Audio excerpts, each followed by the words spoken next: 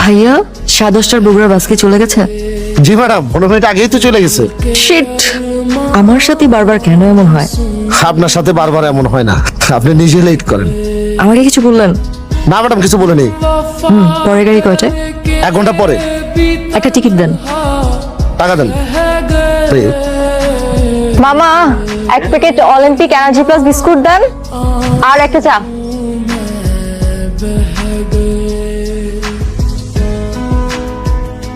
হ্যাঁ, ইন্টার শেষ হওয়ার সময় পেল না।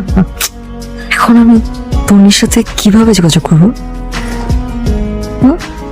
এটা দিয়ে ফোনটা চার্জ দিয়ে ফেলুন। ইটস ওকে, লাগবে না। যেমন আপনার ইচ্ছা। আচ্ছা, আপনার পাওয়ার ব্যাংক আমি ইউজ করলে আপনার কোনো প্রবলেম হবে না তো?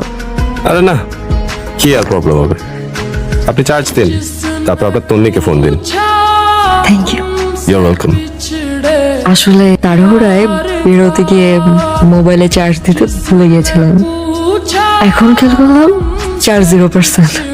এমনটা হয়, সুন্দরী মেয়েদের সাথে এরকম প্রায় হয়। আপনি কিন্তু আমার সাথে ফ্লার্ট করছেন। মোটেই না, যদি করেও থাকি সিচুয়েশনটা হালকা করার জন্য করছি। এই যে আপনি এখন একটু ইজি ফিল করছেন। বাই দ্য ওয়ে, আমি রিজওয়ানা ইসলাম রিদিতা।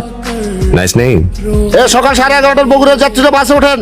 সবাই যার যার টিকিট এবং লাগেজ টোকেন হাতে রাখবেন। এই মামা, এদিকে এসো।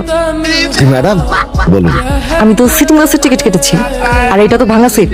ম্যাডাম, আমি আন্তরিকভাবে দুঃখিত। জি ম্যাডাম, আমি দেখছি। আসলে হয়েছে কি, আমাদের বাসে একটু ঝামেলা হয়েছে। আমাদের একজন নারী যাত্রীর ওনার সিটের প্রবলেম হয়েছে।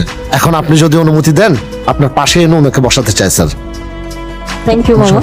স্যার, আপনি বসুন।